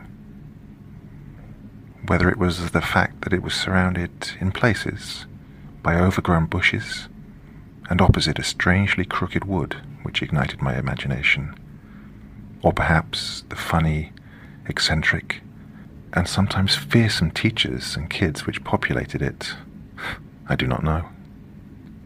I'm not sure of when it was built, but it certainly stood out from the houses and quiet streets which surrounded it, covered as it was in a bright, fiery red paint which drew your eyes to it immediately.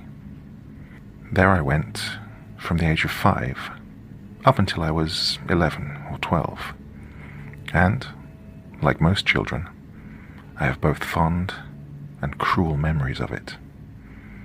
Each day, with a rucksack on my back, I would wander past the crooked wood and wave to the lollipop lady, Mrs. Collins, a kind old woman whose job it was to stop traffic with her bright yellow sign, letting us cross in safety, and, after meeting my friends, walk through the rusted brown gates into one of 2 playgrounds.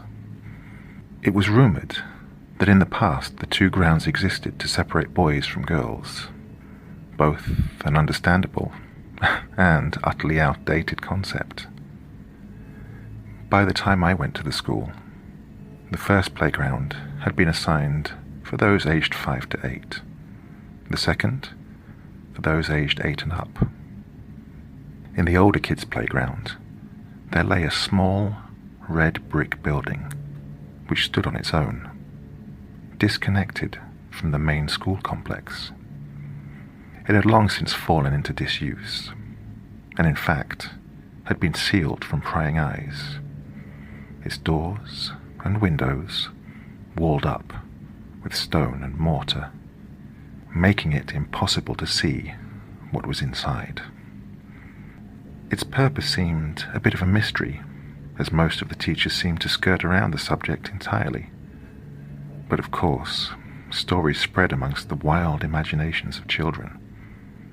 And in my school, this fondness for outlandish tales of tragedy and forbidden places often led to bizarre rumours and whispers, particularly pertaining to the sealed building. Obscurity is a fertile ground for the fantastical ruminations of youth. When my friends and I were in the younger playground, we would sometimes sneak down a narrow passageway which would lead to the other and peek around the corner. There, we would see the older kids playing football or just hanging around. It's amazing how younger children look to their older peers, thinking that they seem to be having so much more fun than us. But before we'd be chased away by the janitor or a passing teacher, my eyes would always lead to that sealed building. There was something lonely about it, isolated, and while it was surrounded by the yells and vibrancy of a schoolyard, its appearance suggested a grave silence to me.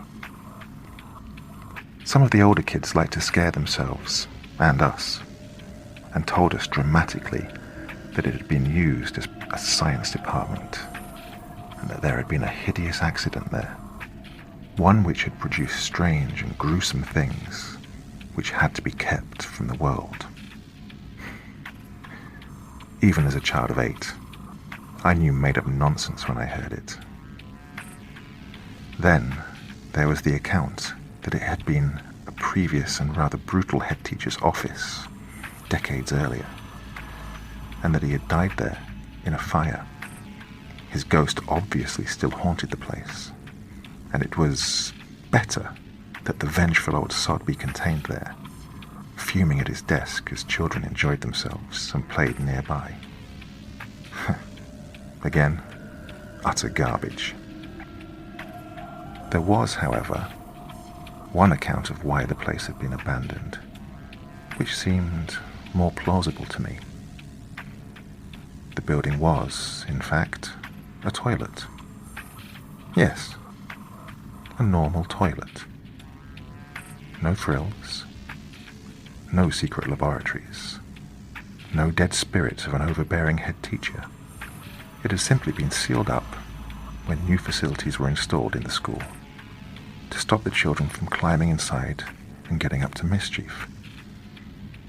But yet, despite this mundane explanation, there were still in fact tales to be told about the red-bricked, disconnected building in the older kids' playground.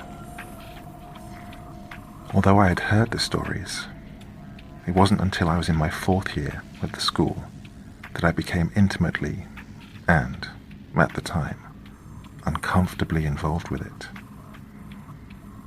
The older kids' playground was flanked on 3 sides by a rectangular section of the school itself, with the 4th side separated from neighbouring houses by a mouldy and dark red wall. It was isolated from the other playground, other than the aforementioned passageway, and, to further the feeling of imprisonment, was characterized by tall metal fencing, which rose up in places where a brave classmate might have attempted their great escape. Yet, there was one old gate which did allow access of sorts, but like prison guards, the teachers tended to check on it regularly. There, in the corner of the grounds, lay the old building. Its windows were indeed enclosed in brick, as were its 2 doors. But the roof seemed unusual to me, being flat in places and surely gathering puddles of rainwater during the wetter seasons. I was, at that age, and embarrassingly still to this day, terrified by heights, and it was much to my horror when I discovered that climbing up onto the roof of the toilets was seen as a rites of passage of some sort. Don't misunderstand me. We weren't forced to go up there, but children can be cruel, and when someone new to that playground showed weakness or fear, this would often result in them being picked on. Over the coming weeks, I watched as each of my friends climbed up onto the roof when the opportunity presented itself, dangling their legs over the sides nonchalantly once up there, one by one, claiming their right to be in the older playground, while I succumbed to ever-increasing taunts about my fear and cowardice. Don't believe me when I say I did try. Several times a ball would be kicked accidentally onto the roof, and my classmates would turn to me to retrieve it. I even made it up the side of an old drainpipe on a few occasions, far enough to reach my hand up and over to touch the roof's surface. Yet, each time, I would fail. Fear would grip me, and with each admission of defeat, the name-calling and embarrassment intensified. I can trace back a curious and probably detrimental aspect of my personality to that time. You see, failure in front of strangers to this day does not bother me. But friends, family, even acquaintances, the very idea makes me break out in a cold sweat. Later in life, I followed the stereotypical path of chasing fame as a teenager, and I would have no problem playing in bands in front of those I did not know. But put a familiar face in the audience, and my nerves would take hold. The stakes of failure would be raised that much higher, in my mind at least. For this reason, I chose an odd time to truly face my fear. One day, after school, I waited outside the gates, watching as the other children slowly siphoned out of the two playgrounds, kicking their feet through the autumn leaves. Parents escorted the youngest of my fellow students, while those of an older age walked with their classmates, some eagerly, others not so, making their way down the hill, past the woods, to their homes in the surrounding area. As the school became ever emptier, and the teachers themselves began to leave, I walked down the street, entering the gardens at the back of the building. I always found the rear of my school to be an interesting place. It consisted of shrubs, bushes, and an old ash football pitch. Our teachers never seemed to use the area for anything, and we were actively encouraged to keep clear of it. Again, there were stories amongst the students that a child had been abducted while playing there years previously. Whether that was true or not, I do not know. Once I was as certain as I could be that everyone was gone, I sneaked through the bushes, up a small incline to the rear of the playground. There, embedded in the wall, was the narrow brown gate, which the teachers kept a watchful eye on, but as far as I knew, was never used. I assumed it had served a legitimate purpose years previously, but for me and my friends, it was the place where we would climb over to run around the school grounds at the weekend when no one was there. It was an exceptional place to play one-man hunt, with so many nooks and crannies to hide in. As cautious as I was, I wanted to truly attempt to get up onto the roof of the old toilets.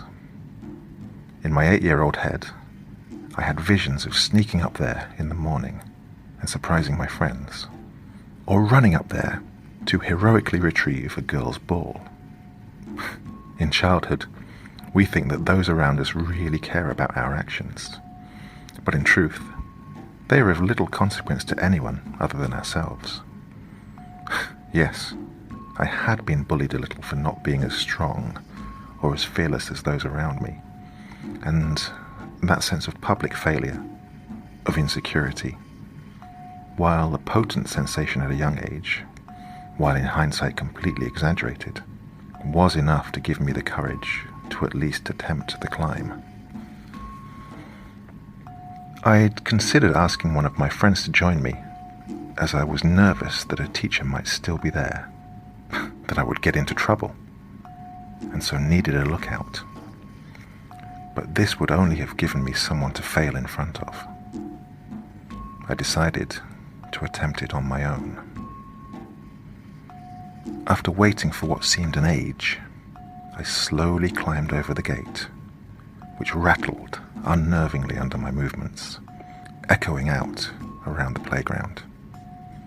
Then, after hesitantly observing the hundreds of windows which dotted the school for movement, and happy enough with the absence of light emanating from them, I stepped silently to the sealed building.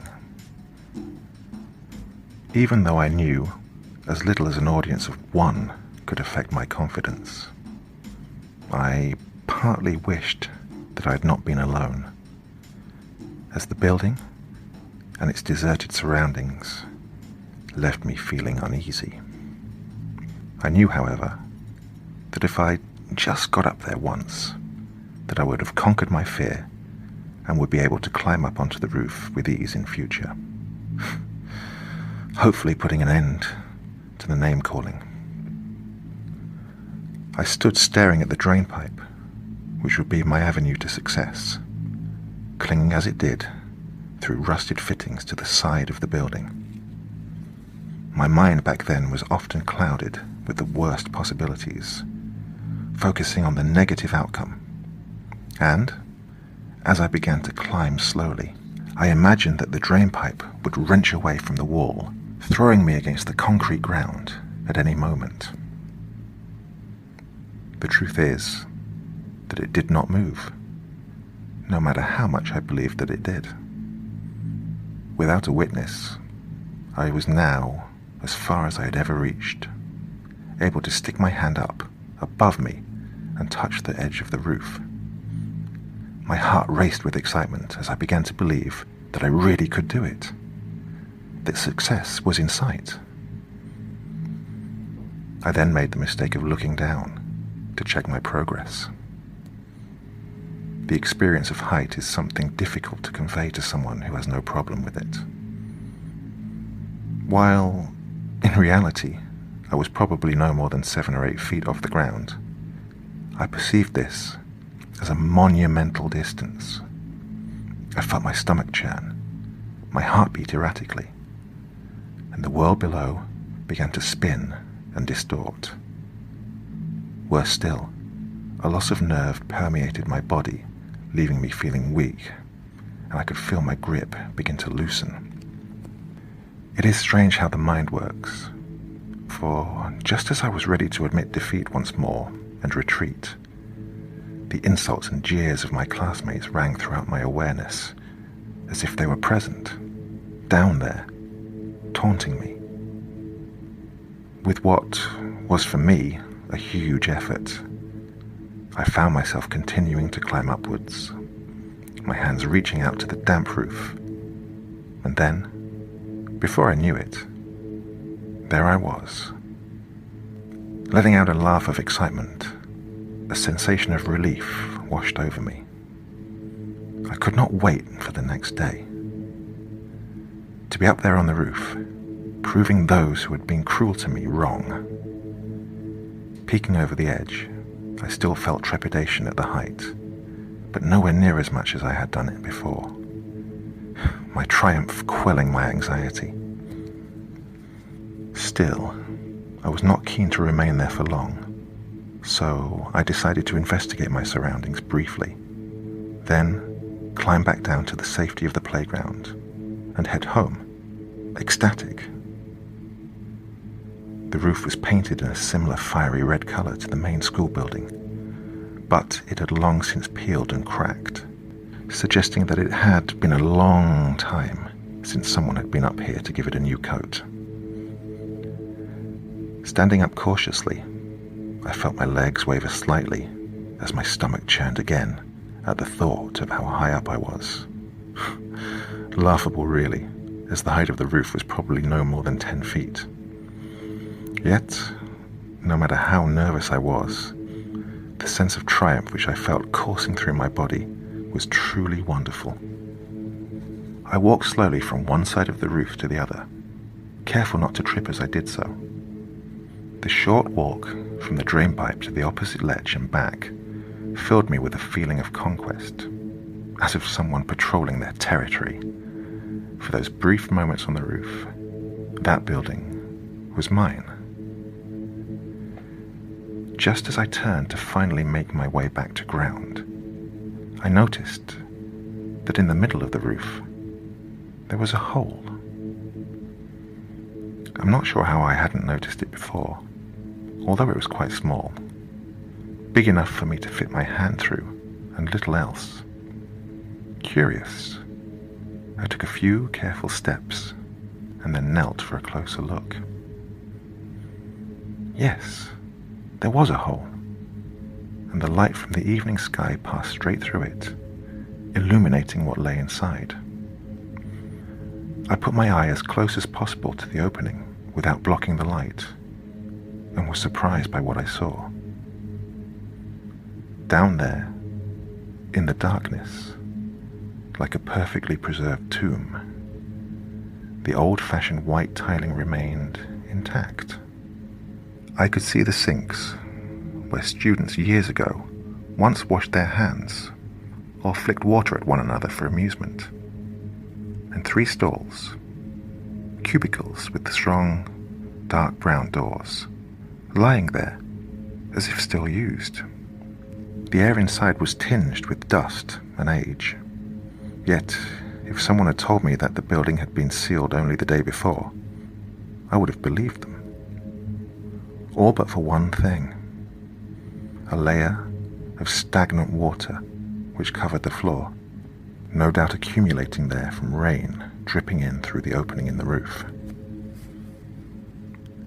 Then I became aware of a strong smell, one which left my eyes stinging slightly and my mood apprehensive.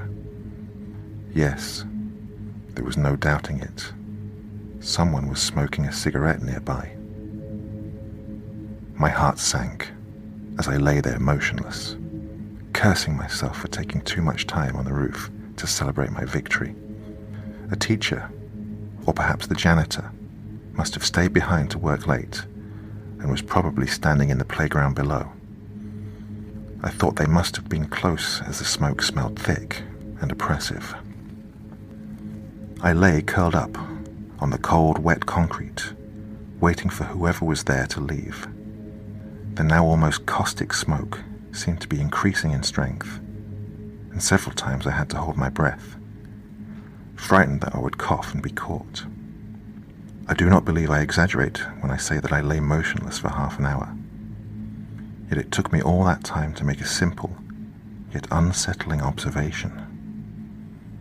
While I could smell the smoke, indeed, feeling as if I was inhaling just as much as the unseed smoker themselves, I couldn't see it. I would have expected to have seen the smoke rise up and over the rooftop, but not even the slightest wisp was evident. The autumn sky was now dimming, and I grew frustrated as the cold, damp stone below me sent chills through my body. Wishing that I had never gone up there in the first place, I felt hunger approaching, and knew that by now my parents would be worried about me.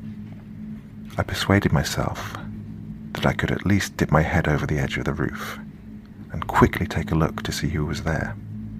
Maybe, if they were on the other side of the yard, I could climb down unseen. I slid across the roof as quietly as I could and slowly peered downward, sure not to make any sudden movements to attract attention. There was no one there.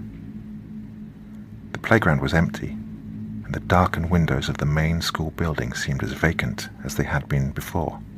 Yet the smell and taste of cigarette smoke still filled my lungs and stung my eyes. Then I witnessed something which rooted me to the spot. A single, curling strand of smoke slid upward through the hole in the roof. Someone was down there. Someone was inside that room beneath me. This seemed impossible. As far as I was aware, there was no way inside. The building had been sealed off perfectly from the outside world. Yet there it was, a puff of cigarette smoke, which escaped first from the mouth of someone unseen below, and then through the hole in the roof to where I had been lying. My triumph of finally facing my fear of heights seemed a distant memory, and now all I could think of was getting off that roof to safety down below. but the hole lay between myself and the drain pipe. And, curiosity being as gripping a mindset as any, I decided to take a quick look inside before quietly making my escape and leaving the building behind. As I approached the opening, the smell of smoke grew stronger still, and as I peered inward, the thought of, "Don't look!" filtered through my mind. But it was too late. I had looked. At first, there was nothing. The room below seemed darker than it had done before, but this could be explained by the dimming sky and my eyes adapting to the change. What could not be explained was the noise I heard coming from inside. It seemed distant at first, indistinct and uncertain. Then it gradually took form, to me sounding like someone choking. I smiled to myself, thinking it was probably the cigarette smoke, and that maybe some local kids had a den down there. But then, suddenly, in the gloom, my eyes were drawn to one of the cubicles. Its door was closed, and yet I was not convinced that it had been before. I tilted my head closer to the hole, but my angle of view shrouded the inside from inspection. As the choking sound increased in volume, so did the smell of smoke. Then sound and smell were joined by something which chilled my very soul. I panicked and let out a cry as the door quivered with impact, as of someone violently kicking it from the other side. Smoke now filled my lungs, and my eyes watered. I could barely see anything both inside the building and out. Then, it stopped. The choking sound had disappeared, and the smell of smoke had simply vanished. For a moment, I started to think that I had imagined it all. I gasped for air, drawing deep into my lungs, only for terror to take me once more. In the dark silence, in the cold, damp, and forgotten room below, the sound of footsteps in the water filled the air. Then the cubicle door slowly began to creak open. I can't say entirely what took place after that. I believe I've blocked much of it out from my memory. Apparently the headmaster, an intimidating yet kind man by the name of Mr. Mackay, had been in his office working late on the other side of the building. When he was disturbed by the sound of my screams, he rushed outside and found me on the roof, curled up into a ball, paralyzed with fear, sobbing. After some reassuring words, he helped me down and took me to his office, where he once again guaranteed that I was safe, and then phoned for my parents to come and pick me up. I trusted Mr. Mackay implicitly, and as I fought the tears back, I described everything which had happened. The roof, the smoke, the cubicle. As I told him my story, the blood drained from my headmaster's face. I've long thought about what he told me in that office after hearing my account. Perhaps he wished to frighten me so that I and others would never venture up there again. And looking back, it does seem to be a strange thing to share with an already frightened child otherwise. But he seemed genuinely disturbed by the events I had conveyed to him. He told me that years before I went to the school, there had been a tragedy there involving a 12-year-old girl, one he refused to name. She had a reputation for being difficult. The teachers tried their best, sympathizing with her, as she came from an abusive background. But they found her almost impossible to control, as she often threatened violence and had been suspended several times for fighting with other students. One day, she decided to skip her class and managed to persuade 2 other girls to join her by promising them each a cigarette. So, as the story went, the girls sneaked away when the bell for class rang and hid in the toilets. The details of what occurred afterwards were less than forthcoming, but what was clear was that the poor girl had a seizure of some kind and died there and then. The other girls claimed that they had already left before this happened, but there were rumors and accusations, of which most only whispered, but many believed. It was suggested that the girl had been with her friends when the seizure took place, and out of fear of getting caught smoking and skipping class, they lifted their friend into the stall, closed the door over, and then left her there. Whether they believed that she would perhaps recover or not was the subject of much speculation. The scratches and bashes on the inside of the cubicle suggested most definitely that she had continued to convulse while there, perhaps even in an uncoordinated attempt to escape and call out for help. In the aftermath, the building was closed off, and the school and community attempted as best they could to put the tragedy behind them. Perhaps Mr. Mackay made the whole thing up, just to terrify me, taking what I thought I'd experienced and using it to concoct a story designed to scare me away from ever going back to that place.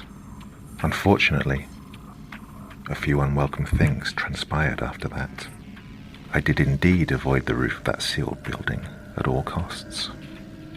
My fear of heights was nothing compared to the dread which that building then held for me. My schoolmates, of course, did not believe my version of things, accusing me of lying about the entire story just to avoid being made fun of. As far as they were concerned, I never got up there. Lastly, I did have a recurring dream throughout my childhood, one which I would wake from in a cold sweat, curled up in my bed, screaming. I know that in it, I would be lying on that roof, peering down through the hole into that abandoned place. But the memory always seems vague somehow. All that is left is an impression of a cubicle door creaking open and something staring up at me from within.